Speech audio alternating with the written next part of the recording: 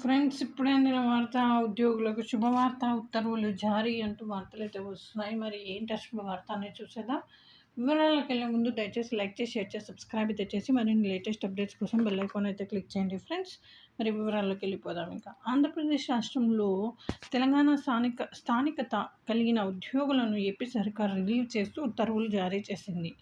రాష్ట్ర విభజన సమయంలో ఏపీకి కేటాయించిన ఉద్యోగులను తిరిగి వారి స్వరాష్ట్రానికి పంపేలా ఉత్తర్వులు ఇచ్చింది. తెలంగాణ ప్రభుత్వం నుంచి వచ్చిన అభ్యర్థన మేరకు 122 మంది నాన్ గెజిటెడ్ ఉద్యోగులను తెలంగాణ రిలీవ్ చేస్తూ ఆదేశాలు ఇచ్చింది.